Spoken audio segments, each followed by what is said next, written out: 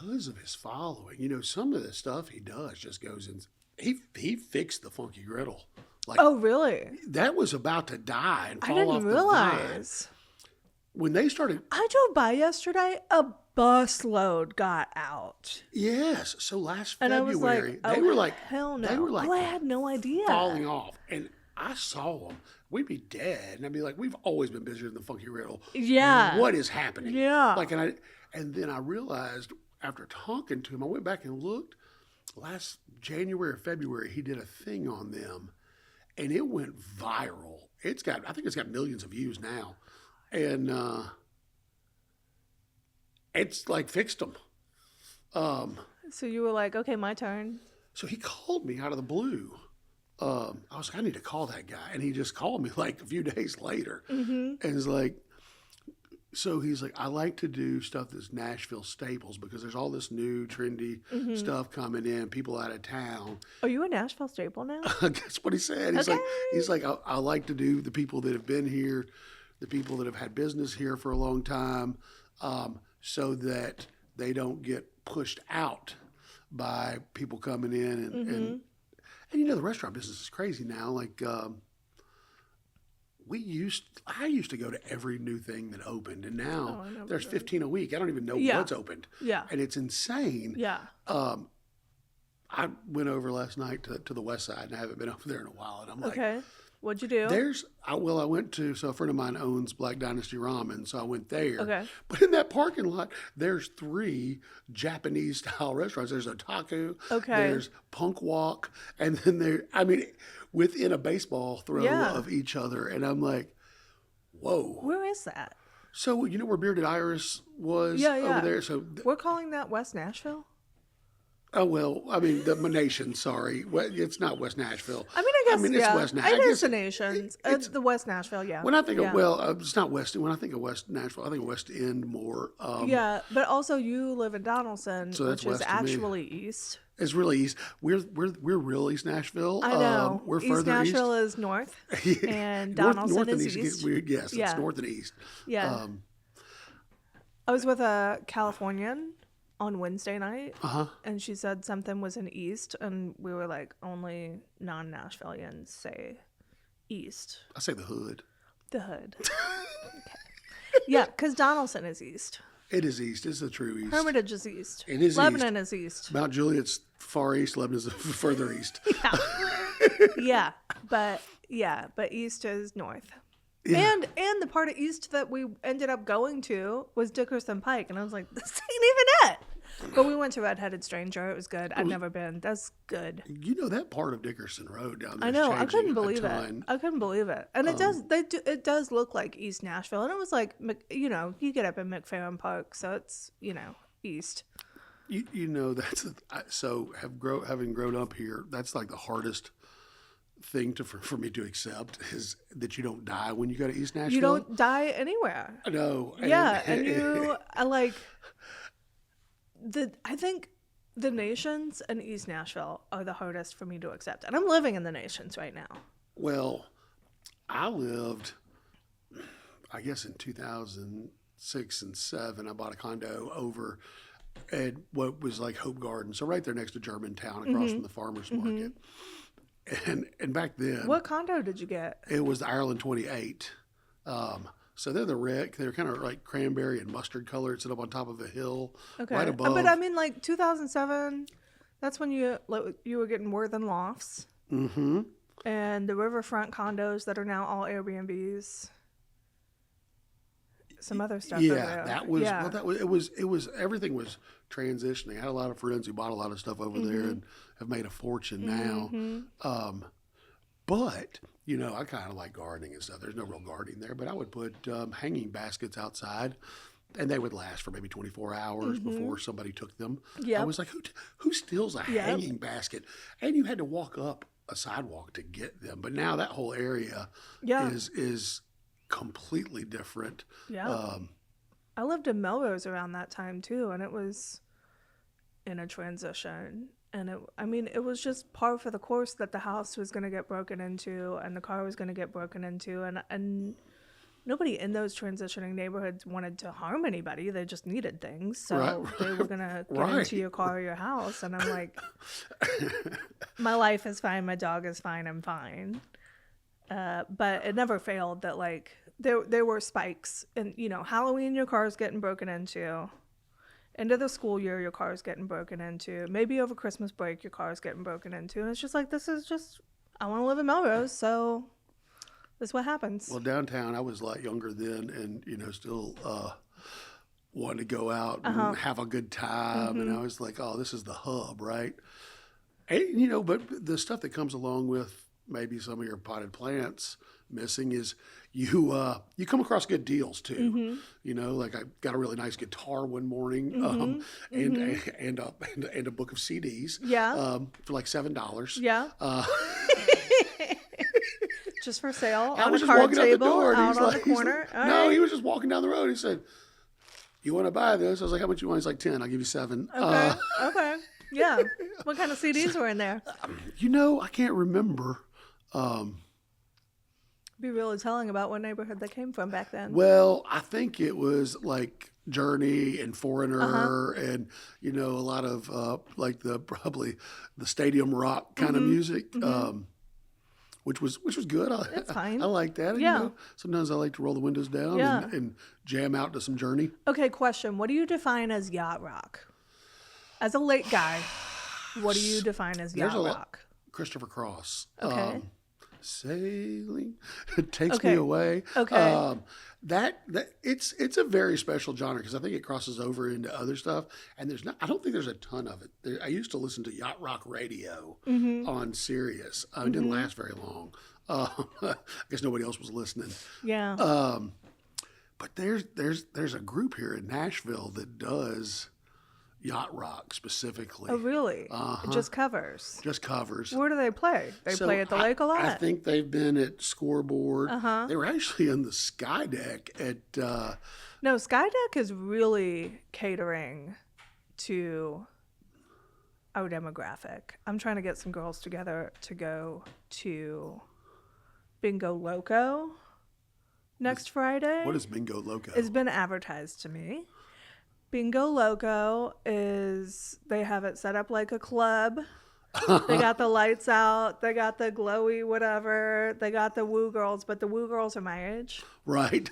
And the DJ is playing In Sync Oh, wow. and Spice Girls and whatever for women in their mid to late 30s and early 40s. And I had some girls go that like once a month they do it. Really? And they were like, it was amazing. And we were like on the young end. There's not enough of that stuff. And like start at 7, you know, just start at 7, get me out of there at 9:30. See, perfect. That's right. Yeah. It's way different than it used to be. Yeah. You didn't go out till 10:30. Oh God. I'm like, I'm in I better bed. be all the way washed off with all my smells on and getting into my bed well before 10:30. I want to be passed out at 10:30. I don't even know if Nashville really has like a club scene anymore. I remember. I don't know. Well, I don't know. We're too old for it. I know, but I feel like, well, I don't know if it does because I don't participate. But I haven't heard anything. I still try to think that, like, I have some younger people that work for me, and I think that. Well, also I think that the Gen Zers, that's their thing, right? Is they don't go out and get drunk. No, you know. We were like from the age of 18, if not sooner. Oh, it was a thing. How quick can I get to Graham Central Station? Yes, there was a ton of. Who can I get to bring me alcohol? Yeah, no, Second Avenue. Second Avenue was popping, and then they had Bar 23. Bar 23 was in the Gulch, right? It was right on the. Was it the only thing in the Gulch? Yes, it was like where Two Old Hippies is back then. Okay, so like maybe that might have been too old for me because I feel like if I went to the Gulch, it was Sambuca. Sambuca was there. Bar 23 was on the corner. It was Sambuca, Roussan's, Roussan's. Bar 23. You know, that was the kind of the club, and then there was another one on the other side of 12th Avenue, I think, MAI. Oh, yeah. That was down there for a little while. But also, I feel like that was the fancy spot. Right. Like somebody's birthday, we're going to go to Roussan's. Right. Or Virago. Virago had a club scene, especially when it was on Division. Yeah. But like we didn't club there. That was like our nice. You put your going out top on, you go to Roussan's, you have some sushi, and then you drive over to 2nd Ave, park on the street, and go wait in line at Graham Central Station. So I had periods of club scenes in my life. They started early and they kind of went probably later than they should have. But that whole Bar 23 Roussan sticks out. That era, that's the time that I lived over there. Okay. And I was part owners, barely, of a bar down there on the Rocks and Gravity. Okay. It was on I remember that. Uh-huh. Yeah. And so you are older than me, so you were older crowd. Like y'all were a little too mature for us girls that were trying to wear crop tops on 2nd Ave. Yes. You probably didn't want us in your bar. I'm at least I think you're like 10 years older than me. Yeah. So, not even that. And I think I was 26 at the time, so you've been 16. Yeah. That's scary. Yeah. You were not, because what year were you born? I was born in 1975. Oh, shoot. Yeah. You're 11 years older than me. Yeah. So yeah. I bought that condo down there in 2007. Mm-hmm. That was we had talked about how you got in real estate, right? Mm-hmm. So a couple of the other guys that were bar owners down there, we all got a real estate license at the same time. Okay. Have we had the real estate license for the same amount of time? I've had it for 20 years. Yeah, I got mine in 2006. I got mine in 2005, I think. I can't believe we never ran into each other. Nope. Well, and there wasn't that many people in Nashville then. I was very active in real estate. Really? Then I did pretty well when I first started, and then 2008. Well, because we were all selling condos to everyone for $100,000. Well, and then what was the building in the Gulch? The first high rise of condos. Oh, Icon. Icon. Icon and Terrazzo were about the same time. Yeah, Icon, and then they ended up. Those were selling for $350,000-$400,000, and then they weren't. And then people were buying them for $100K 2 years later. Mm-hmm. So to go from real estate to restaurant, that whole thing, you kind of asked earlier, how did all this come about? Yeah. So I used to sell electrical equipment to. I thought you were going to say something else, but continue. Electrical equipment. To power utilities. So I represented like 15 different companies, and I worked in Tennessee and Kentucky. Mm-hmm. And so I was also in real estate at that time, and a minor stint as a bar owner. Mm-hmm. Well, 2008 came, I sold infrastructure to utilities. Okay. So everything that I had to, as far as an income coming in, came to a screeching halt. Yeah. That was like the time we were like hiding vehicles in the garage so they'll come take them. Yeah. Yeah. And how I got into the jam and jelly business of all things. I was watching PBS one morning at 5 a.m. I couldn't sleep, and there was some type of agricultural show on, and this guy's talking about you can make $10,000 an acre growing specialty heirloom tomatoes. So my parents had a hobby farm, and I got the tractor out. Yeah, and you were like $10,000 an acre. Here I come. Like, here we go. So I started growing tomatoes. Okay. And taking them to farmers markets. Yeah. and we were doing a bunch of different farmers markets, and I would make salsa with the leftover tomatoes. And my mom had this jar of strawberry jalapeno jam sitting on her counter that she had made, and I tasted like, oh, this is really good. We have that recipe. So I made a few jars and took it. Yeah. And it sold. Yeah. And then we started adding more flavors. This time I'm making all this jam Yeah. at my house illegally, probably. Yeah. And then I got legal and then moved into a commercial facility. And then the Omni said, can you make jam for us? Sure can. And I said, I can. And that's how the jam started is at farmers markets. And then we were in Whole Foods and Publix and all of that kind of stuff. Up at Whole Foods before. And I always wanted to get in the restaurant business. So like for real. Like, yeah. This time, not just part owner in a bar where there was more problems than not. And sometimes I wonder about that decision in hindsight, but you made it out alive. Well, not yet. I'm still in that. Are you in the restaurant business? Oh no! I meant of the bar scene. Oh no, the bar scene. Oh yeah, yeah. I haven't drank in years. That sounds like a nightmare. Just like anyone that would be owning a bar on Demumbrian in the late 2000s. It is screaming cocaine and Axe body spray. Oh. And I don't feel like... Affliction t-shirts. Affliction t-shirts everywhere.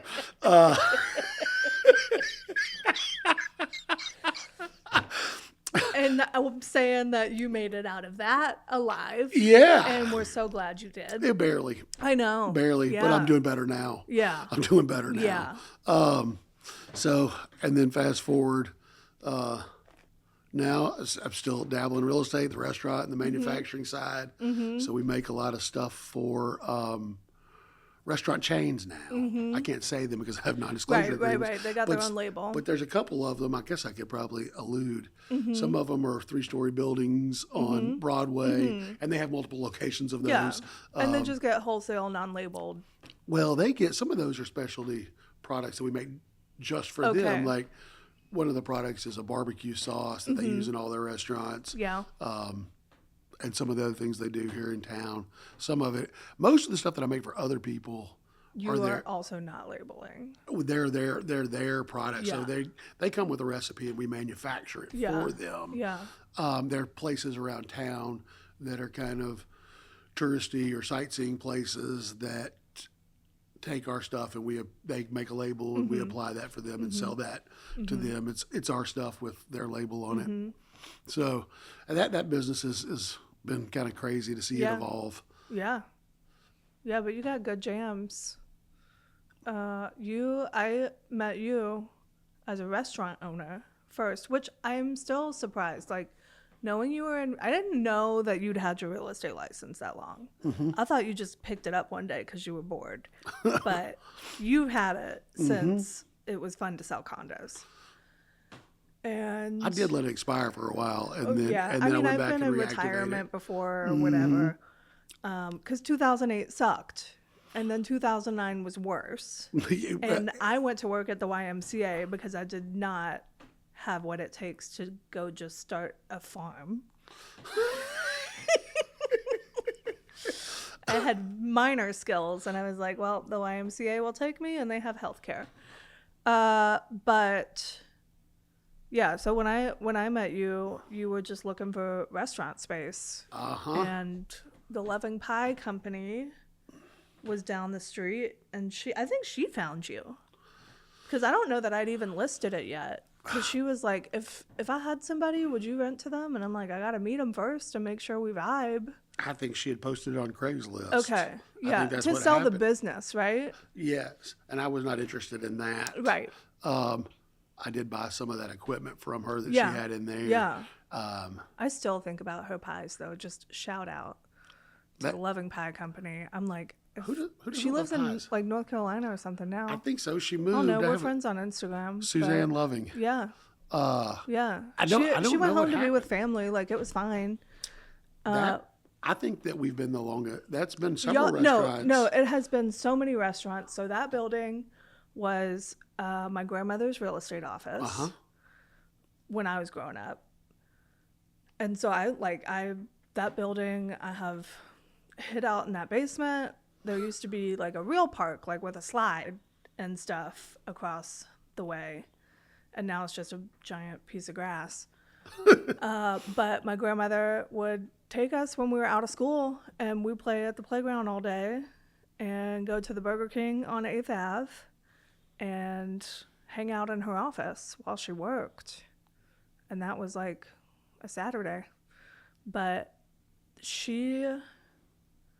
her business, you know, she got older because she's already a grandmother when I met her, but she got older and downsized a little bit, less agents, whatever. And my dad started his company. He absorbed some of her agents and people and had a bigger office and moved her into just a little, and they started renting that out. And I think the first thing it was Mothership Barbecue. The guy has come by to see me. Oh, yeah? Uh-huh. Because he's the one that made it a kitchen. Because like where that kitchen was a couple of offices. Mothership Barbecue. There was an Italian restaurant, I think, briefly. Right after that. Uh-huh. But it was Mothership, and then he closed, and it sat just Mothership empty. And then the Italian place. And then was it Suzanne? It might have been. Grandmother was getting to like, hey, honey, just go find somebody for me. Like, and we were getting so online then. Like, if there's no posting it in the paper or printing it or posting a sign anymore. We are online. And she was like, I'm not online. So she told me go rent it out. It was pretty dumpy. Suzanne did a lot, and then you did a lot. But yeah, I posted it, and Suzanne showed up, and she was there. I really don't know how long, at least a couple years. Mm-hmm.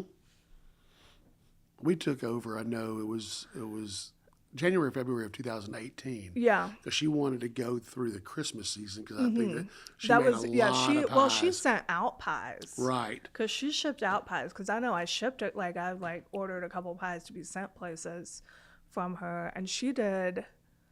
So she was there more than a couple years, because I got married in 2016, and we did not do a wedding cake. We did pies. Okay. And I had her make, my favorite pie is a strawberry pie with whipped cream. Mm-hmm. And so I had her make that, and then I had her take my grandmother's fudge brownie recipe and turn it into a pie. That sounds good. It is so good, okay? It's so good because it's like a fudgy brownie and then fudge frosting. Oh, yum. Man, I'll get you the recipe. It's good. It's good. But I had her turn that into a pie. And that little secret on that is better day 2 when you've like had what you're going to have after you make it. Mm-hmm. You put it in the fridge, the back of the fridge where it gets almost frozen. Mm-hmm. And now it turns into like a solid chocolate bar. Yum. That's the way to do it. I need a shot of insulin just listening to that. I know. I made it recently, I think for a Super Bowl party. I was like, I'm going to make brownies. And it was like, and grandmother used to make it. She put nuts in it, in the frosting, and I don't like that. But when she'd make it and set it out, because, you know, she'd do the whole... Sheet pan? Yeah. But she'd cut it into... Because it's a fudge brownie. So she cut it into little squares like it's fudge. Because it's decadent. Because that's all you need. Right? Yeah. Yeah, it's good. And we came home with that from that wedding with like 1.5 chocolate pies. Brownies are my kryptonite. I try not to eat a lot of sweets, Yeah. but if they're around, my problem is the reason I don't drink anymore. If I have one, I'm having 30 of them. Same with the brownies. Same with the brownies. Are you an edge brownie person or a center brownie person? I like center. Okay, yeah. I like soft and chewy. I didn't know that there were that many edge brownie people that they make edge only pans. Have you seen these? I have not. Okay, it's like, you know, it's a metal pan, but it like zigzags. So it's got like metal. Edges. So you can like zigzag your brownie batter in. So they get more done all the way through. through. The whole thing is edges. And I was like, that's disgusting. I don't like edges. Yeah. That's the same people that like the filet mignon well done. I think I don't like steak because I border on that person. Oh. So I think I just don't like steak. And I just need to accept that. Well, yeah. You know If it's like shoe leather, you shouldn't. That's too far. That's too far. I do want to be able to like cut it, chew it easily. I guess beef tenderloin, if you're gonna have a fillet, even if it's a little overcooked, it's okay because it's still so tender. Yeah. You can get away with it. Some of the other cuts, not so much. No, but I think maybe I just don't like steak, and I've been pretending that I do for 20 years. I do like it. Yeah. Wish I had more of it in my life. More steak. But yeah, I have picky kids, so. So you don't get steak? Well, my daughter will eat anything, but my son, if it's not a chicken nugget, he doesn't really want it. Yeah, my son's recently gotten into salami because we went to Easter at my aunt's house and she had the charcuterie out. And he didn't eat lunch, so he's picking at the charcuterie before dinner, and he discovered salamis. He was like, "Mom, they're so good." I mean, he's 5, so like everything is new. And I'm like, "Yeah, no, I know." And he like is making like cheese and salami stacks with a charcuterie. And he was like, "This is so much better than a Lunchable." And I was like, "That is correct." 100%. Yeah. I used to live off salami when I was a kid. My mom always kept salami, and we were talking about earlier, they were raised by wolves. Our generation, Just go into the fridge and get some salami, walk out the back door. I'd make sandwiches, but I'd make them like bologna sandwiches. Yeah. I'd put salami and bologna and a piece of American cheese and some mayonnaise and. Yeah, that sounds like a pretty good sandwich. Sound like it was very, it was very elevated, very elevated Lunchable. That's where my culinary path started. Have you had a Lunchable lately? I've got them a couple of times because I have a small child and it is easy. Like if we're getting in the car or whatever, they have lost all. I don't know first of all, I don't know if they had quality when we were kids or if we didn't know. But I open it now and the crackers just look sad. They look like. Well, everything's gotten smaller. Yeah. Right. Everything's gotten smaller. The other thing about the crackers look like cardboard crackers. So I used to buy Lunchables a lot, and I don't anymore. I haven't in a little while.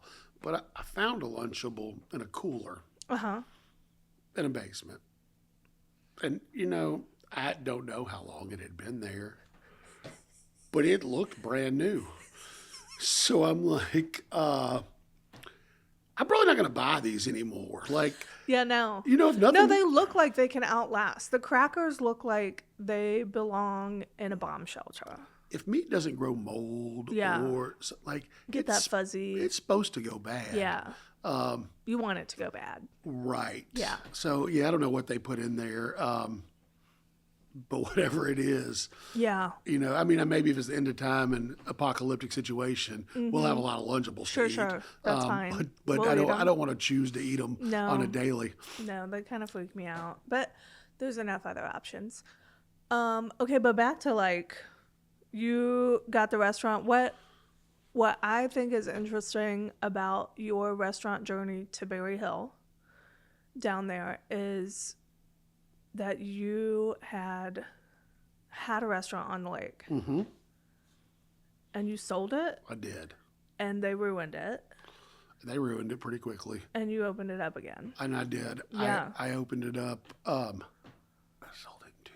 sold it in 2017. Okay.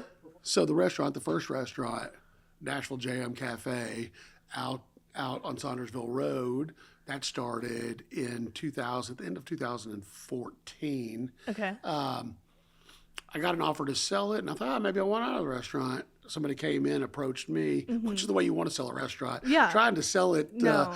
You want somebody to think that they can do it better. And then that sale was complete in May of 2017.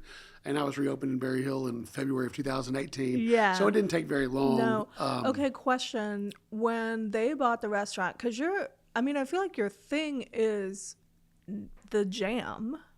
Like you had the jam going, and then you were like, let's do a restaurant so we can make some biscuits for this jam. That's right. And when they bought it, did you still get to stock jam? Like, was the jam part of it? So Kind of. They did not buy any of the name, right? Right, So okay. there were two offers, or two ways that I told them that I would sell it. I told them that they could continue to use the name, but there would have to be a licensing agreement because this is tied to a brand that's sold other places. Yeah.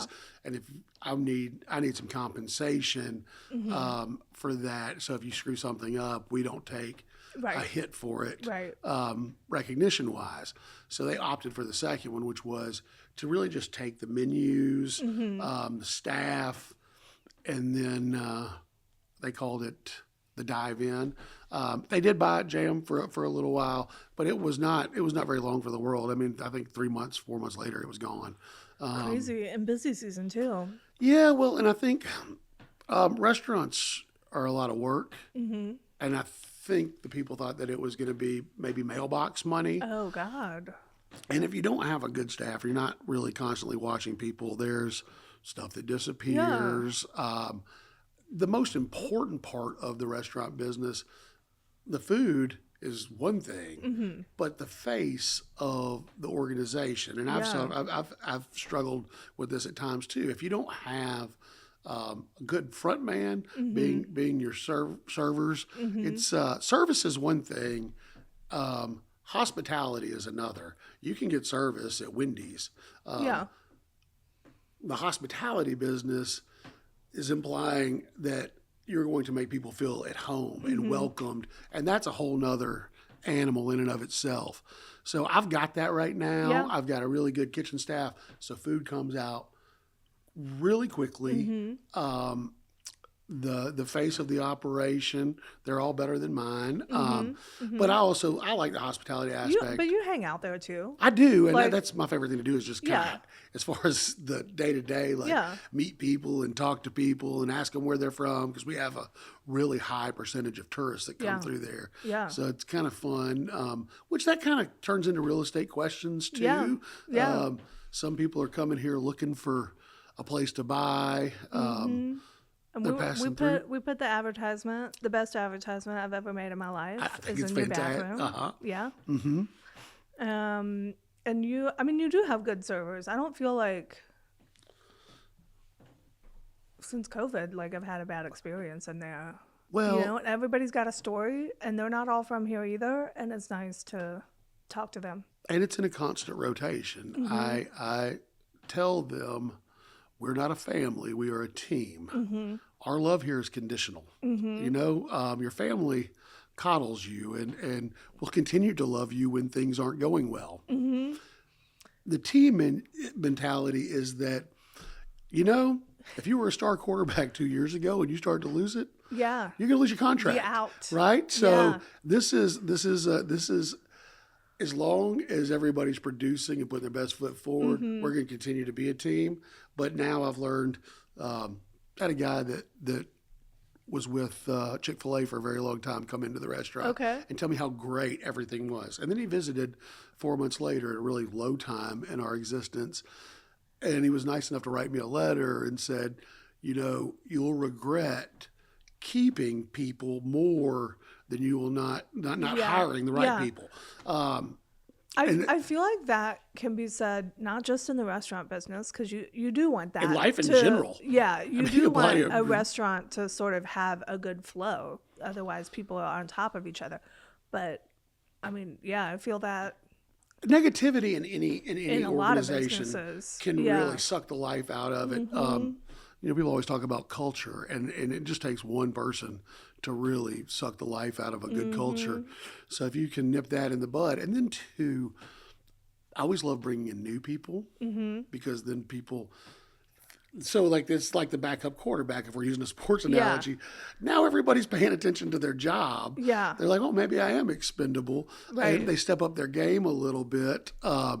It's kind of like rising tide floats all ships, right? It rises all ships. Yeah. Everybody kind of steps it up when new people come in. And then it's good to give people chances, but it's also good to let people go because it lets everybody else know, hey, if you like what you're doing here, you're expendable. So, keep that was hard for me because I'm a people person in the beginning. And, I had friendships with some of the people, so I made bad decisions. Yeah. Now I'm Yeah. going to keep my relationships with the people that work with me very at work, no outside of work, no, you know what I mean? And so it's much easier for me to make intelligent decisions that aren't, Personal. they're not, and they're not hindered by emotion. Yeah. Which is hard for people, I think. Yeah. Yeah. I feel like obviously I have friends here. I do see it as a team, but also, Katie that works here, we've been on the same team in multiple jobs. I met her when she worked at Pinnacle. Right. And we were on the same team because I'm not seeing anybody else if I go up to Pinnacle in 100 Oaks. Right. I'm seeing Katie. And then Katie wasn't working at Pinnacle anymore. And I said, why don't you put your resume in here? Not here, Boxwood, but wherever I was at the time. I said, put your resume in. And they hired her. So we were on the same team there. And then when I started this, she wasn't even living in Nashville. And I said, I cannot start this without you on the team. And she and I were the first two Boxwood people. And maybe one assistant. I had a little assistant person. She didn't last very long. But you knew she was a star player, right? Katie is a star player. Right, so that's the thing, And Katie knows she's a star player too. So it's like, we're just in it. We're in it together. It's important to acquire the right people, and then you have to keep them. You know what I mean? So when I say, it kind of sounds cold that I don't have relationships. I do have relationships. I mean, you work with somebody long enough, you have a relationship. Yeah, exactly. But it is a conditional relationship too. If you're really screwing things up, you've got to let that go. Yeah, and I mean, Katie, we'll go see a movie every once in a while, or something. But we don't share our Easter plans. I don't know what she did for Easter actually. But but you would do that with a teammate too. Right. Yeah. Yeah. And I try not to see myself as a coach in my business either, because I do not have all the answers, and I do not know all the things, and I do need to be told to shut up if I'm getting a little snippy.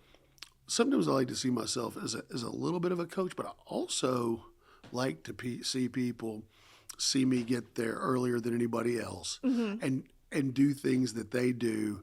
I'll come in and open up just because I'm there. Yeah. Because you've been awake since 4. And that's right. I get up very early. I'm not going to ask anybody to do something that I'm not willing to do myself. I feel like that should be like a number one on being a leader, being a business owner. I don't like mailbox money does not exist. Like, that's the problem with whatever happened with those restaurant buyers before. Like, a mailbox money here does not exist. Like, you have to be active. You have to be. Yeah, and I'm still selling. Like, I'm the broker here, and I have this team, and we have this property management. But I got a couple listings right now. I am meeting clients. I am doing the things because there's no mailbox money here. I'm not. No, did we doing mention real estate? Did we mention that you're not only my landlord at the jail, but I also have my real estate license here? So So tying the two together. Yeah, we never even talked about how we know each other. When I found out you had a real estate license, I was like, "Why are you?" I think you were at EXP. I was exploring. I did that with an invitation from a friend of mine, a very dear friend of mine's son. And then you just had a license parked, and I'm like, if you're gonna park it over here, where you're 4 doors down from the restaurant. I get lucky and I sell a house every now and again. You know what I mean? Every once in a while. You were the first one of 2025. You were our first closing of 2025. So like, that's done for the year. But yeah, I mean, yeah, you're right by both works. No, it's nice. And we talked about different areas of town. My favorite areas of town or I think all the hills. Okay. Like, Oak Hill, okay. Forest Hills, Green Hills. Green Hills. Green Hills is probably my least favorite of those Because three. of traffic? Traffic, yes. Okay. Because All of right. traffic. Yeah. And no, absolutely great Yeah. place. The traffic is, when you're in the other two hills, you can get out. through. You can get Yeah. out. There are other exits. We were living in Green Hills when I got my driver's license. So Green Hills is one I know. All the ways through, right? And we had traffic before the rest of Nashville had traffic. Yeah, absolutely. So those back roads are well practiced for me. Because I don't feel like you had 24 and you had Hillsborough Road. And that was the only place you were going to get traffic That's right. in Nashville 15 years ago. No, 40 was a breeze. Yeah. It's still kind of backed up barely at that 24-40 split. Yeah. But now that's like all day long, every day. No end. I get off at Spence Lane, go Yeah. down to Murfreesboro Road, get back on the interstate on the other side. And I'm like, so long, suckers. I know. We lived at the lake for a couple of years, and my office was in Berry Hill then too, and I was like, I can't do real estate and live out here and have to fight 40 in and cut through Spence Lane to get over here. I can't do that. Like, I have to move to Nashville if I'm going to do real estate. The traffic's terrible from every direction now. And the only other hill that I left out is Berry Hill, where we were Berry sitting. Hill? And, Yeah. and so I love Berry Hill now.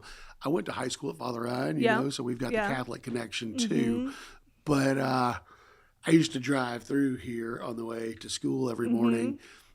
You know, it was like the gauntlet back then. They were writing tickets like crazy. Yeah. And now I own a restaurant. Well, in Berry especially Hill. when they knew that high school kids were blowing through. That's exactly right. Yeah. And now I know them all. And I'm like the Teflon Don and this 1 square mile. So, Yeah. you know. Berry Hill, we didn't have much going on then. It was nothing. You could buy these houses. I mean, you had, nothing. I mean, even, when I got this property, it was nothing. Our appraisal was $220. Wow. Yeah. Wow. 2016.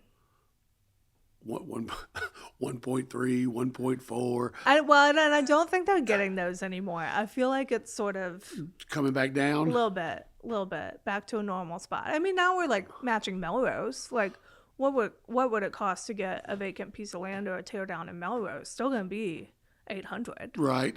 You know. Well, and I think that's probably more realistic. Yeah. Not that any of it's realistic anymore. 1.2, not so much. Go to the Green Hills for that. 1.2 for a tear down. Yeah, well, in Berry Hill, there's still not a whole lot here outside of 8th Avenue. I mean, you've got us, and it's music studios. Music studios, hair there's a lot of salons, and those. chiropractors.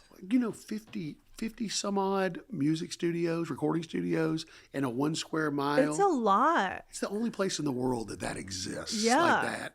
And more coming in. And people don't realize, listening to the radio, and I don't care what genre it is, those songs were probably recorded in here. 37204. There's a few writers' rooms around too, and they were maybe written here. You know? Right? Mm-hmm. Oh, yeah, really? Recorded. Mm-hmm. I know a couple studios where it's just sessions and writers and just people that need to get stuff out, and you sell it and it's demos and whatever, you know? And Music Row feels more like we already know who you are if you're recording over there. But now we've got Universal over here, so maybe we know who you are when you're recording over here. No, Post Malone was down there a couple weeks ago, and you've got all the. I bet you see a lot of people come through your I restaurant. used to see more. Yeah. When we first opened, it wasn't quite as busy, and I think Right. now that it's busier, they stay away. Yeah. One of the first people that I ever saw in there that were kind of big, the band Styx, which super big popularity long time ago. Yeah. But I see these guys, and at that time they're probably all in their 50s, maybe early 60s. Yeah. But they're walking up the street and they've got flowing hair. Yeah. and are dressed like rock stars. And it looks like an opening scene to a video from the 80s. They're all in stride together, and I was like, who in the hell is that coming up this street? It's got to be somebody. And one of the guys that worked in the kitchen back then, he's like, that's Tommy Shaw. That's Tommy Shaw. And I was like, wow. So because of the nature of the way we listen to music these days, we put a Styx album on before they got in there. They like look back and they're like, excited. Yeah, so we catered to them. They used to come in occasionally. I haven't seen them in a while. Yeah. I feel like Nashville used to be more chill about it because I worked at a few restaurants when real estate wasn't as great because I, again, had no skills. So it's serving or real estate. Real estate is my skill. Uh-huh. And if the market is not here, right, I have zero skills. Right. But so I worked at like Nashville and Calypso. Uh-huh. Which Calypso? The one in Belmead. Okay. Yeah, which is more of a takeout dinner crowd. Right. On the way home, which was good. Is it still open? No, it's been gone a while. I think the only Calypso is this our one right Calypso. here. Mm-hmm. Yeah. Which I still crave sometimes, despite having worked in one and been through so many chicken carcasses. But I still like it. Taboulih's, do you remember Taboulih's? I do. Mm-hmm. Yeah, on Belmont. I was there for a while. That was there for a long time. That went back a long time. That was one of the first kind of. You had International Market, OG, and Taboulih's, and Bongo. Yep. That's it. That was your trifecta on Belmont. I used to go to that was there since I have to say, like in late in high school or early in college, because I remember my college girlfriend going in there. I was much more of a hippie. I mean, it was easy. It was like, I mean, I remember back then it was like $4 for a hummus plate. And that's protein, so that'll feed you as a college kid. Right. Yeah. A little pita, cucumber, and a giant bowl of hummus. $4. I served more hummus plates than anything to Belmont kids. I'll bet. Yeah. What was that? What was that experience like over at Taboulih's? Working at Taboulih's? Uh-huh. How was that ownership? I can just imagine it was crazy. Yeah. I feel like they had a few owners or a few evolutions. Because I know after I left, they like redid it. And because PM got real popular. Uh-huh. And PM was feeling like Roussans. Like that's your nightclub dinner before you go to the club. And that was Arnold Mint back then too. Yeah. Right? Uh-huh. PM was feeling like that in like 2006, 2007. And then I left Taboulih's maybe 2007. But I came back like just to eat because, you start to crave the stuff that you were eating for 2 years. And I went back one time and they had like redone it and like the lights are off and there's marble everywhere. And it's like trying to keep up with that like pre-going out meal. Stepping up the game. Mean? Uh-huh. But then it was still the same food. Right. But no, Taboulih's was character building. I feel like sometimes, and it was, it was not busy enough to warrant having like 4 servers. There's usually 2 of us, if not just one of us. But yeah, sometimes you go in there and it's just one of you for like a Wednesday lunch crowd, but then your person who's supposed to come relieve you didn't show up at 3 doesn't show up, so now you're there all by your lonesome from 11 to 11. Oh, ouch. Yeah, super ouch. And the menu was like a Cheesecake Factory menu. You had Greek and Italian, but also I forgot about the Italian part. Yeah. Of it. So you could get a spaghetti, a calzone, a pizza, whatever. But then you also, I think if you really wanted a hamburger and French fries, we were going to do that for you. So sometimes it could get a little crazy being the solo server on a 12-hour shift with a Cheesecake Factory menu. No, yeah, I can imagine. And then Belmont kids were not tipping. Right. So you might leave a 12-hour shift with $60. The good old days, huh? But also my rent, I was in those studio apartments that are like, you go around the corner onto Portland, and there was like the studio apartments that used to be a motel. Like they're a studio. I think my rent there was like $265 a month. Okay. That's insane to think about, isn't it? It's and that's crazy. not really that long ago. It's not like it was 1950. No. 2007, I was living there. 2007, 2008, $265 a month. And most of the time I paid in quarters because that's the kind of tips those Belmont kids would leave behind on a $4 hummus plate. Showed up with a bag of I quarters. really did. No, I had like a fishbowl that I kept all my loose change in. And at the end of the month, I'd like roll out some $10 in quarters. 85 pounds worth of rent. Yeah. And take it downstairs to the guy who collected rent. You know, that 21st Avenue, Hillsborough Village area, that's probably one of my favorite parts of Nashville. Yeah. You know, it was nice. It's been cool for a long time. Yeah. It's way nicer now than it was, because it was old houses, but it was all the craftsman style bungalows and four squares. Well, yeah, I mean, everybody I knew lived in like a bungalow that was a triplex. Right. Over there. Mm-hmm. Yeah. And now it's super desirable. Yeah. I remember thinking back then that, oh man, the real estate over here is expensive. In hindsight, not so much. not really. Not so much. No, I think about all the time I first built in East Nashville, bought a house on like a half acre for $60K and built 2 houses on it. And still, like, both houses, like $250 each, and made some money and moved on. And that was probably 2011.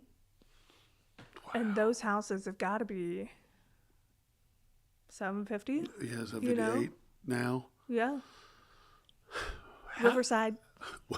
What happened? What happened? How did all right, so we're natives. How did we get here? Like what the hell happened? I don't know what triggered it though, because it was like I blame it on the show Nashville. I went to sleep one day. No.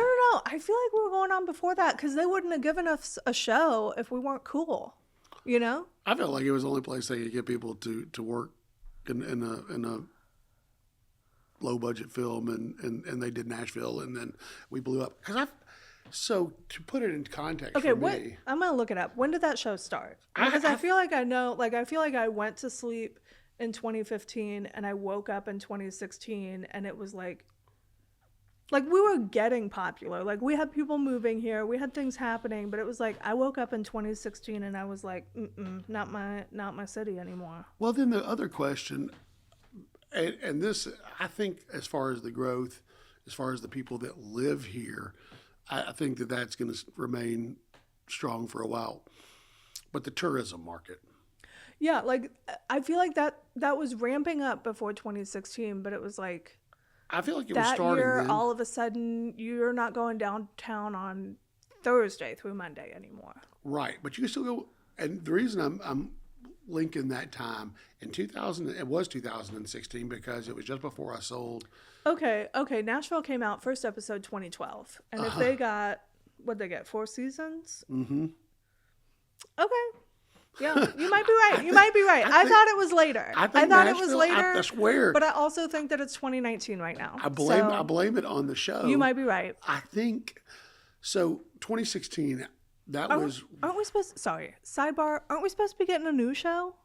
I don't know. Nashville 911. Oh, I don't know. I don't watch enough TV to know. You keep talking. I'm gonna Google that one again. I heard rumors. So, I remember going downtown. I had like a company Christmas party at the old restaurant, and we went downtown. A handful of us went downtown afterwards, and it was like on a Tuesday night, right? And there was really not a lot of people out. Mm-hmm. Like it was kind of a ghost town. Mm-hmm. And then I remember doing it the next year. And we did the same thing. Yeah. And I was like, what happened? Yeah. There's people everywhere. But so then it would be busy like Thursday, Friday, Saturday. And then a couple of years ago, it was like it was Saturday during CMA Fest every day. Every day. And I remember my cousin, my first cousin to get married. She got married in like 2010 and around then. And she wanted her bachelorette party to just be Saturday night of CMA. Okay. No big deal. You know, we just parked over by Frist, walked it down because you don't know what parking's going to be like, and went into a couple of honky tonks and went home. And that was a Saturday CMA. Like, there was a lot of people and more people than you usually see. But 2010, like, it was just easy to just go park and go downtown and see the CMA people and go home. You could park on the street everywhere down there. No, I know. My roommate and I, from around that time or before, like, if we were bored on a Thursday night, just go, like, parallel park on Broadway and go to a couple honky tonks and get a fried bologna and go home. Yeah, Like, that's exactly. That's a bored Friday night. It was easy. Yeah. You know, you would pull up anywhere. You had parking everywhere. Park in front of Paradise Park, go see a cover band, go home. Uh-huh. Yeah. It was easy. Now, I don't want to go anywhere near there because it's just... However, this year, so far, has not seemed... I had to go down there last weekend, and I just kind of, while I was down there, I wouldn't do it. Well, first of all, I wouldn't have driven around if it had, like it normally is. I was kind of driving through, and I don't know if it was because it was pre-Easter and there wasn't a lot of people in town. Maybe. But I felt like there was a time when those things didn't affect it a couple years ago. Like it was just busy all the time. Like more people went home for Easter? I don't know. I'm just okay. wondering how long can we be up here? This year, my theory on Easter is we had a late Easter. Mm-hmm. So spring break's already happened. Because I feel like when we have an early Easter, you're going to see spring break and Easter happening at the same time. And that's going to bring people into Nashville. And this year we had such a late Easter because like school's over in less than a month. Right. So we're not spring break. We're just Easter. And so I don't think that's my theory on Easter this year. Plus it was so nice this Easter. 80 and sunny. Yes. You better not be walking around downtown. You better be out on a lake. You know? We were super busy. Were you? Oh, yeah. I mean, you're in a breakfast place. Everybody goes to a breakfast place for Easter.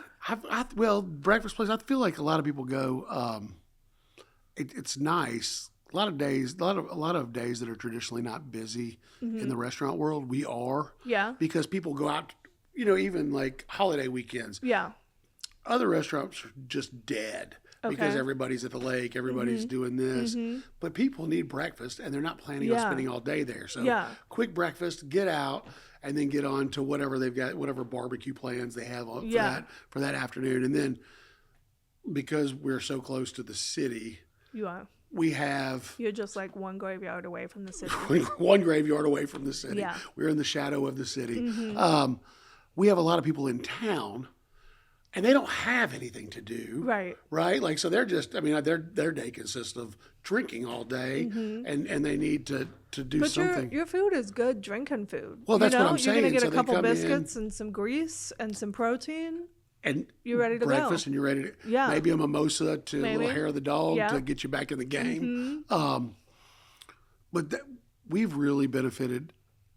It's been a little bit of a catch-22 with the tourism thing for us because we're so busy that sometimes on the weekends when it's a big weekend, it drives away the locals because locals don't want to stand in line and wait. But I also, at the same time, I do not want to stand in line. But I have certain friends that if they came to town and said, I want to go to Pancake Pantry, I'm going to say, okay. Yeah. But you got to be the right vibe for me to stand in line at Pancake Pantry with you. And it's got to be like April or October. I'm not. No, July, absolutely not. I don't even like going outside in July here. No. I not in the current house that we're in, but in my last house, I had this beautiful big, it was a ranch, so you get that big picture window in the living room and these big old trees out the front. And the best place to experience July is from the couch with the AC blasting and the windows, like the curtains open, not the windows, curtains open. And you just see those leaves and the sun dappling through. Best place to experience summer for me. I always get a kick out of people that are like, come from, and we're like, oh, it's so nice here all year long. You guys get such a long summer season. Well, it starts in March, usually. And then we've got March, April, and then half of May. Half of May. And then we don't go back outside until September. You know? Yeah. And the first part of September is questionable. You're sweating inside. Even if new house, I feel like our mistake in the 60s was building all the ranch houses. Because I feel like I think we should have gone underground. Yes. No, but I mean, you know, you had, you know, the Victorian looking houses. You have the craftsmen from the 20s to 40s that have a taller ceiling, first and second floor. You know, anything with a high pitch, tall ceiling. He's hanging out up there. Big It's not down windows. here. That's a house for Nashville. And then the 60s happened, and you have, from like the mid 50s to the 70s, you have all these brick ranches. This is not The design. a climate 6 months out of the year. You've got for this much attic space. Yeah, brick boxes that just sweat. I don't know anybody with a ranch house that doesn't have a sweat problem. You touch your ceiling and it's Don't touch your ceiling. It's 130 degrees inside the house. You're like, I feel like heat's radiating down, right? It is, because it is. Right. It's coming through the brick and the black roof, and that's... And the insulation back then is nothing like it is now. No. So No, so if you're in an old ranch, but I mean, that's what was built everywhere. I mean, that's what most of East Nashville was. That's what most of Green Hills, Madison, Donaldson is, those brick ranches, you know? D-Town is loaded with them. Yeah. Yeah. So, I mean, I understand it was the style, and that's, we sweated through a brick ranch for 9 years. Every year we're either fixing a mold problem or a dehumidifier problem or an attic problem, just trying to keep the sweat out of the house. And I can't do it anymore. Need a tall ceiling. The first Nashville Jam location had a flat roof. And it was not very high ceiling. How much did it leak too? I feel like a flat roof with this much rain is not a great idea. Well, it did pretty good. I mean, it had a very tiny pitch, but it was fairly low, and to make it feel larger, I ripped all the drop ceiling out of it. So the reason we kind of stayed open for breakfast, with the kitchen going, and in July, and the air conditioning just blowing. Nobody's coming. By 2:30, it was 84 degrees inside that restaurant. Yeah. You could shut it down. Yeah. Turn everything off. And at 4 o'clock, it was like 92 in there. I mean, I feel like you still got the same thing happening over here. It's similar. That's why we have a lot more outside area now. Yeah. Get the breeze going for you. It gets hot inside there in the summer, and we've tried to fix some of it. any kitchen. I mean, I feel like I've worked in plenty of restaurants and kitchens and catering in the summer. You're just going to sweat. Without, thank God the hood sucks some of it out, but you can feel that heat radiating into the dining room that time of year. So we didn't even talk about this. So Nashville Jam, Farmstead. Oh yeah. Name change. Yeah. So it's on all the stuff right now. Farmstead. The Farmstead. There's a name change, and kind of we talked about the farm a little bit. There's a little bit of returning to some of those roots in this new, and this kind of new. I mean, you're making so much stuff now. Like, you're not just jam. It's not just jam, and barbecue, I tell people, and you have salsa, and you have honey. We do have honey. Yeah. We've got barbecue sauces. We make hot sauces, ketchup, Condiment King of Nashville. You know, I coined myself that yesterday. I'm glad you said it. I feel like I'm manifesting right now. The crystals are working. Yeah, they are. Condiment King of Nashville. The Condiment King. Yeah, that's going to be the name of this podcast. You understand? Yeah.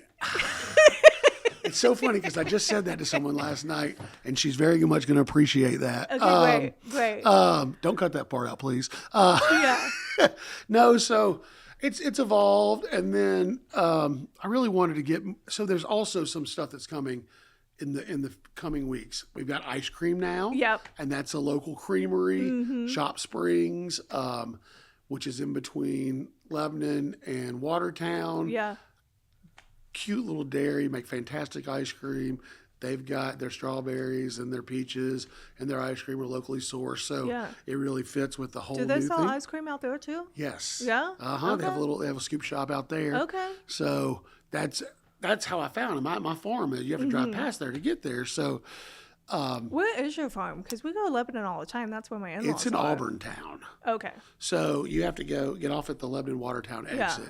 Go like you're going to Watertown. You go to Statesville Highway, which is at that The four-way only stop. reason I'm going that way is to go to the drive-in.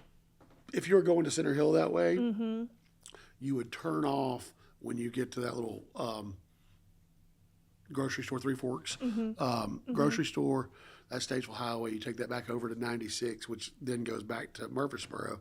But you go up there, and on the first, I don't know why I'm telling the directions. Maybe we'll stop right there. Auburn but Town. they can go to get the ice cream. And Shop Springs. Yes. I don't know where the farm is. We don't know where the farm is either. I'm trying to get people to show up out there randomly. There is no sightseeing tours right now. Not a bad idea, though. No, so it's something we've talked about. We had talked about... Is it big enough to convert into a vineyard, winery, get some of that? You know, we talked about a event space out there with like... I mean, people are into that. maybe Even just like stepping up yurts, but just little... once a month special dinner, tickets only. I was thinking more on the real estate side where you've got little short-term rentals out there on the farm with more. It's more of glamping, maybe some A-frame little houses or some yurts. Those what are do they seeming call to be very it? Agritourism. Agritourism. Is that still hot right now? I don't even know. I don't know, but people just like to get out. Yeah. I look at what they're charging for some of these yurts in the middle of a field. I'm like, what? Yeah. You could go stay at the Four Seasons for that? But because of the way that our world has changed and we've become so dependent upon Amazon and stuff, like people that are urban people don't leave the city. Yeah. So these are like, it's like going to getting on SpaceX and going to Mars. Exploring a different place. Yeah, like and for people that grew up in really big cities, it's completely foreign to them. So I guess I get why. But also, like having children, it's free entertainment. You know, like if we got nothing going on the weekend, we're going to Grandpa Bill's cabin, even just for the day, and running around outside. Like, yeah, we have a backyard. Yeah, we could take a walk in the neighborhood, but if you have a place or a hike or whatever, like. A 5-year-old. Just the woods in general. Like we need to touch grass more. My son doesn't really like going out there until he gets there because we have to pull him away from right. the No, Xbox we have that same argument and to devices. get like, let's go fishing. Oh, no, I just want to watch Pokemon. Right. No, but then we get out there and you can't get away. Right. Yeah. Don't want to leave. Like, come on, let's go. I want to catch one more fish, or I want to do one more thing. Look at this rock. Oh my gosh, there's a turkey. Like, or just getting lost going on. That's like that adventure, I think, especially in little boys. That there's that adventure-seeking male inside them, and they feel like they're, I guess, exploring their hunter-gathering roots. Listen, I was a little girl with adventure, but also like we were talking about that earlier too. Mom said, just get out of the house. We grew up on the Harpeth River. Right. So I was in the creek, you know. I was walking down the creek as far as I could walk down the creek, you know. We'd get on bicycles, and if my parents ever really knew how far we rode and like I know. like the things that we did, like, you know, We might have broke into a couple of houses. I mean, there's But, things like small children, like 8-year-olds, like, there was an let's see if abandoned this back house. door is open. There was an abandoned house that had Yeah. been abandoned in our neighborhood for a long time, and it was just so, you know, 10-year-old boys. Yeah. Like the curiosity gets Yeah. to be too much, and then we get in there, and then there's like this mother load of vintage Playboys. Like, so it was like pay dirt for boys. But that is every 10-year-old in a 1-mile radius knows where that house is now. Oh, Yeah. well, you know, I got them taken away from us because I was exporting some of them out of the house. Now this house was so damp, you know, some of them had Mold. on the cover. You had to dig deep to the ones that weren't moldy. Yeah. Yeah, but I think I about feel like that. those didn't come with the house. Somebody put those there. No, I guess You just think they came with the I house? don't know what happened. Yeah. I don't know what happened. I don't ever know the situation because the house sat vacant for Yeah. years and years and Yeah. years and years, and then eventually somebody bought it and rehabbed it. Mm-hmm. But I mean, and maybe it was 3 years and it seemed like an eternity because I was 10. Mm-hmm. But it sat vacant for a very long time, and it wasn't like people were going in there. And it was in disarray. Like there wasn't Yeah. there wasn't Not furniture or a anything. safe spot for a 10-year-old for a number of reasons. Probably not. Yeah. But it was like our fort Yeah. there for a while. Like, Yeah. it's home base of operations. You know, you're not telling your parents you're Yeah. going there. Yeah, the back of our neighborhood had like one of those like sanitization stations with the big, you know, cistern of shit. Like a step system kind of Yeah. a thing. The back of our neighborhood had that. And I mean, so that was one of the places we would explore. And there was like a ladder bridge that went across the giant cistern. And we would dare each other to walk across. I'm so glad we did not have that in my neighborhood because somebody would have gone in. No, one time we came home covered in shit and it was not a good scene. It was not a good scene, but also like I don't remember, like nobody told me that's poop. And I don't know that's what I great. thought it was. We just thought it was kind of stinky and kind of scary, and we would dare each other to walk across. And I can't, but it happened. It happened. Yeah. Yeah, my neighbor's dad was not thrilled. Not thrilled. Well, with like two he just brothers. hosed us off in the backyard. Like, That would have been internal punishment, you know, like, oh, so you ratted me out, huh? Come with me. No. Come with me to the Gary, cistern. nobody ratted anybody out. We came home covered in shit. Right. Okay? I'm saying with two brothers, that would have been a regular occurrence. I feel like. Yeah, probably. Yeah, but we, you know, it was all fine until it wasn't. You know, like we plenty of times had like walked across this catwalk, and also like, And you didn't. what are you doing building some suburb out in the nowhere land between Franklin and Bellevue on the Harpeth River and not fencing off the shit sister. from all the children that live there? You didn't get sepsis or anything, did you? I It's don't. not. You're still here. You know, You've got all your it's appendages. been 30-something years. Like, You know, I guess it's probably good. Your immune system's probably as strong as it's Maybe, ever been. maybe. You got exposed to everything in one place. I'm not. Yeah. Plus the Harpeth River. Like, Right. we went through the Harpeth River to get there. Why do you think the Harpeth River is so shitty? The Because cistern. that sits on it. You know? Whoosh. Yeah. Yeah. I think there's actually multiple sanitization spots on the Harpeth River. Like, that's a known fact. But, you know, it was the 80s. course we're gonna put shit on No- a nobody perfectly cares. good river. Yeah. That always gets me. Like you Yeah. the DuPont factory on Cumberland River. Exactly. Like, they're just dumping like stuff. You look on the satellite, there's that one spot that's like turquoise blue, and you're like, why is that like that? Why is it like that for satellites still? A fish swims and what are through you it. guys It comes out doing glowing. there now? Yeah. That would be a great piece of property to develop if anybody could do all the environmental. But I feel like that's why they hold on to it. Conspiracy theory time. Right. I feel like that's why they hold on to it, and why there's so much of it is empty. But some of it is being used.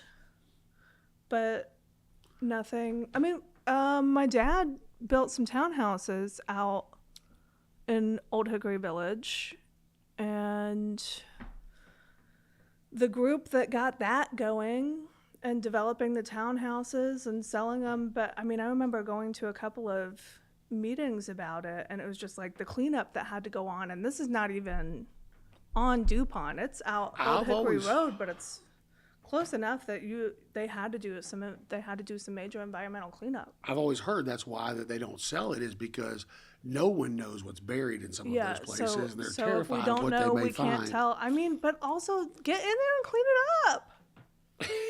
Clean it up. That's very. I mean, that's a desirable. Like that whole It's a point great there bit of property. on Yeah, the I love river, that park the over lake. there too, on the lake. Yeah, That would be a good spot, but you're probably going to glow at night. that's fine. But your real estate's good. Real estate, really thick concrete Prime floors. real estate. Yeah. So where the original JM was, it became the Dive In, and then they went out of business, and then it became the Lucky Rooster. And I'm pretty sure that there was a kitchen fire there 8 months ago, Happens. and they haven't ever reopened. Yeah. That is a desirable piece of property. Yeah. Sits across from Harbor Island Yacht Club. Okay. And maybe they're waiting to bulldoze it and just build townhomes right there, because it's great lake views with a little sailboat marina out front. Yeah. Okay, wait. So you told me your favorite parts of Nashville are the hills, but not Green Hills. Is that real? What's your really favorite part? What's your favorite part? So Where do you feel the most at home? Well, I like that part of Nashville because I went to school at Father Ride, and that was part of where, I mean, those lots and the homes and the trees, they're absolutely The gorgeous. hills are It's as far as aesthetically. Aesthetically, yes. Aesthetically, your favorite part of Nashville is the hills. I grew up in Donaldson, so I'll always be a D-town hustler. You know what I mean? It's not It's not a soccer team. It's not a soccer it's not a team. soccer team. Yeah. That's people that have lived there and grew up in that hood. Donaldson Before it was hip Donaldson. Before it was hip Donaldson. When it was Hood Donaldson. That's where the D-town hustlers came from. Yeah. You know, everybody was from D-town. McGavick, and then the Catholics that lived out there on that side of town. Lots of Catholics. Lots of Catholics. Lots of Catholics, and Kenzie's out there, yeah. Lots of Catholics. lots of Catholics, and now they've got the new Knights of yeah. Columbus right there. Casey is there, and across from they Two Rivers put the Mansion. diocese at Two Rivers. At the old Two Rivers Baptist Yeah, Church. they moved off at 21st. The Catholic and Pastoral got the church. Center. Yeah, So which is also a beautiful piece of property. it is a very good, Yeah. a very beautiful piece of property. As far as feeling at home or favorite parts, I already touched on 21st and Hillsboro Village and all of that kind of area over there. I really like that. It feels very homey. It feels like what I think of kind of, it's residential, but it's an urban setting. And you're Like if you were going to do a nostalgic Nashville postcard, you'd rather it be there yes. than a couple of straggly. And even the kind of that skyscrapers. 12 in between there and 12 South, that whole area, because there was a lot of beautiful houses that had taken a downturn, and that part of town never was quite as seedy as some of the other ones. Yeah. You know what I mean? East Nashville to me always remains a little bit East Nashville. Joey, I didn't go to East Nashville until I was like 19. You know what I mean? Right. I just didn't. And it's The there's Catholics were in Madison, right. and we went to Madison. Right. Well, and it was a different place, and I mean, even up until I guess probably 10 years ago. I mean, yeah, but and even when I went over there when I was 19, it's not like I ever felt threatened for my life or anything. I have never felt like that in Nashville, unless there's a tornado headed right towards me.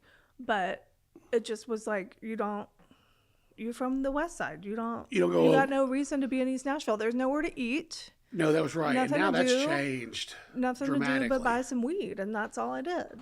Well, in East Nashville back then. That's what I was about. That's West Nashville too, or the Nations. The Nations specifically. You could buy some weed in the Nations. Yes, or East Nashville. If you were in those parts of town, was out, so. if you were in those parts of town, you shouldn't. You probably shouldn't be there. You're there for a purpose. You're there for the wrong reasons, right? Well, or maybe not the wrong reasons.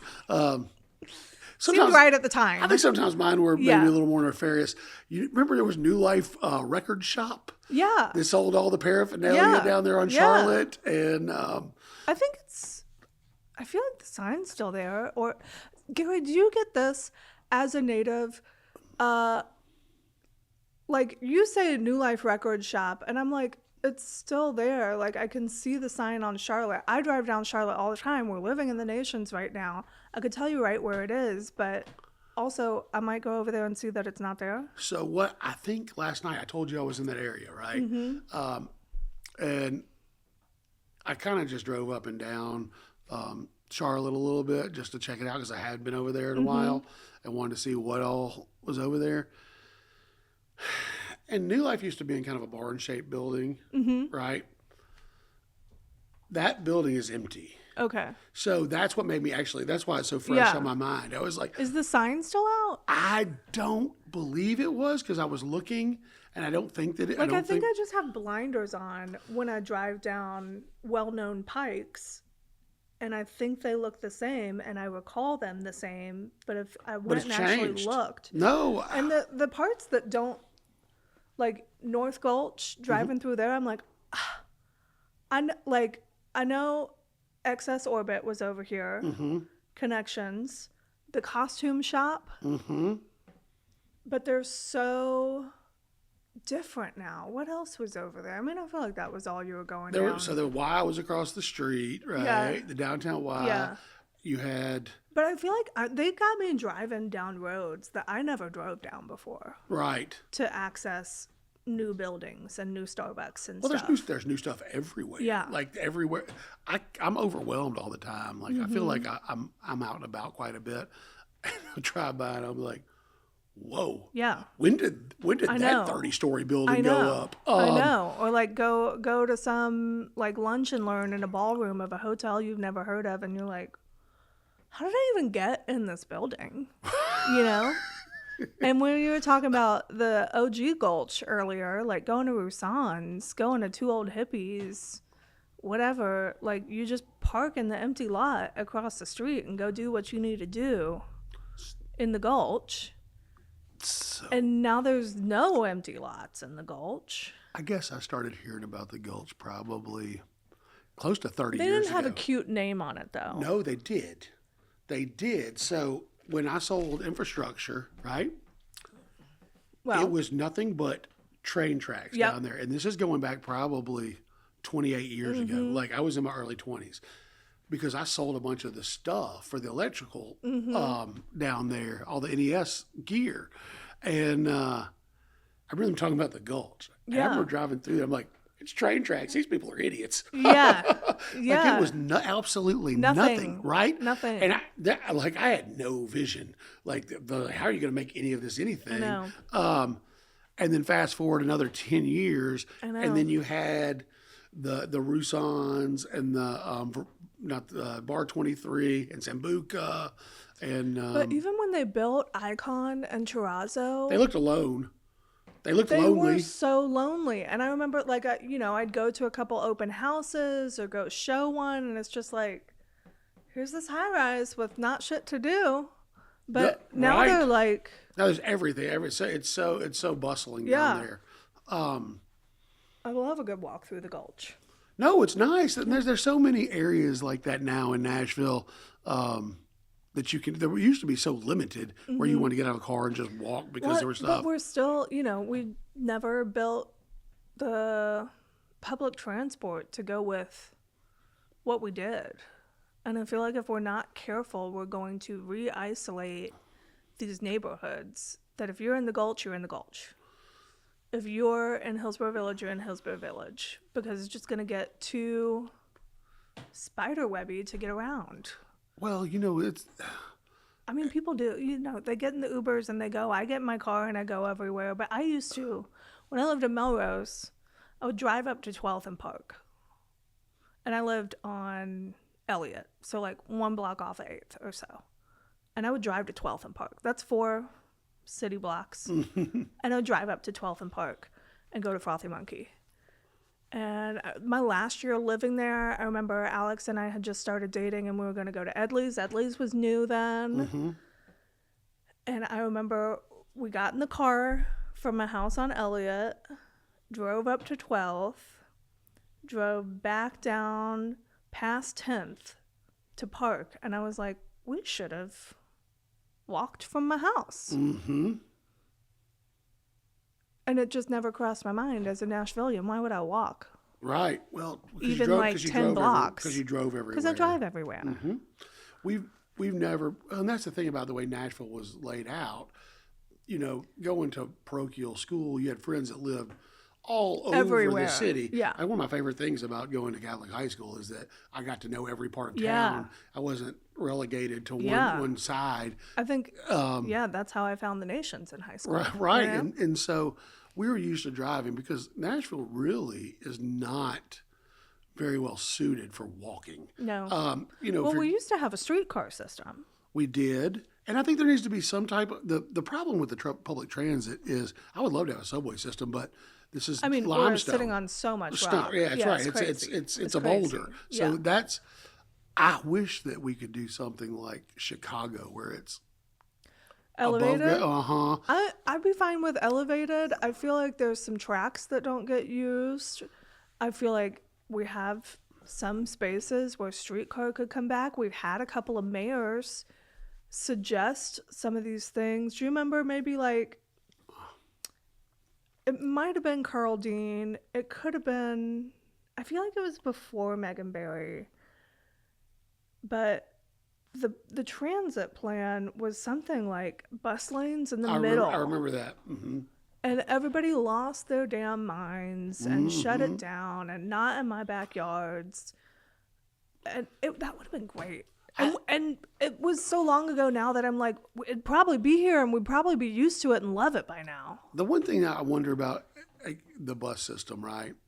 Because I feel like the bus system in a city like Nashville has gotten it's not your preferred method of transportation. It's not your preferred method. Right? So there's a stigma, I think, that comes with that, right? So you're going to get on the bus and actually do this? Like, what does that come with?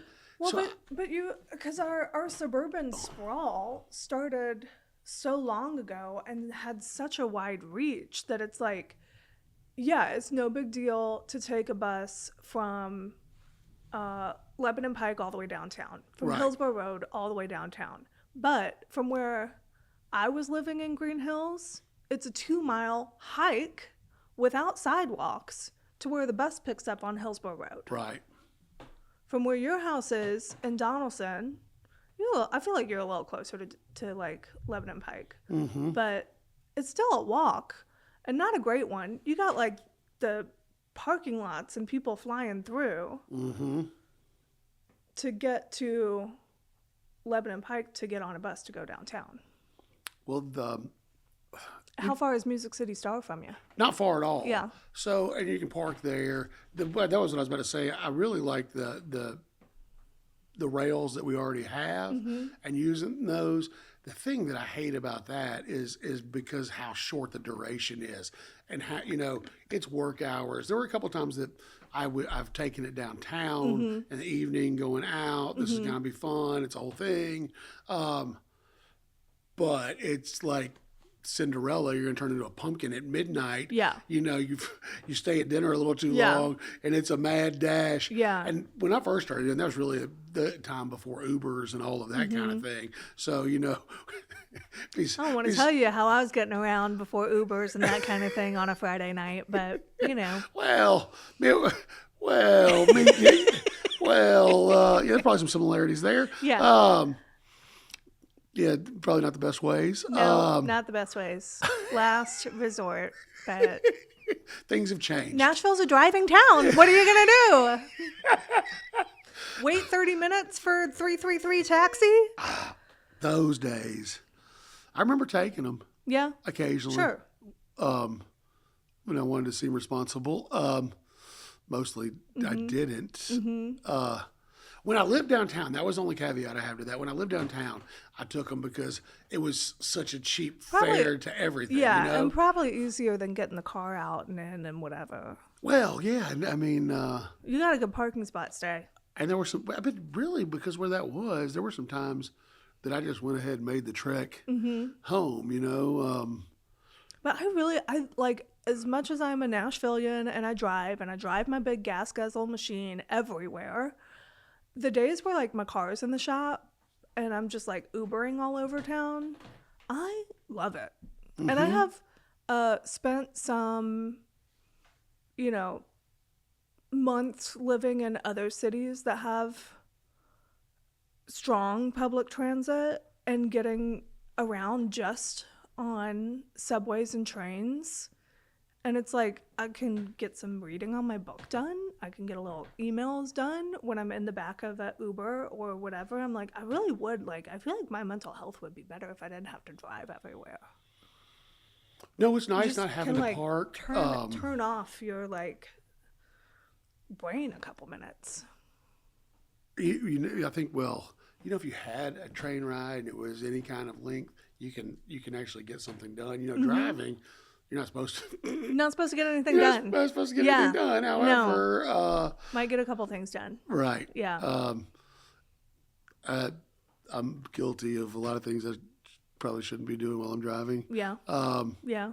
My daughter gets on to me with the. My 5-year-old gets on to me, and I'm like, oh my God, you're right. So I got. I do not want to put him in danger, and I don't want to teach him that it's right. I do feel like, as a millennial who learned how to text TTL blind and drive, that I do have stronger skills than most, but that might just be my own stupidity. I don't know. Right. I do work on it. I'm now on podcasts and audiobooks that are long form in the car. Don't touch anything. Just listen to this.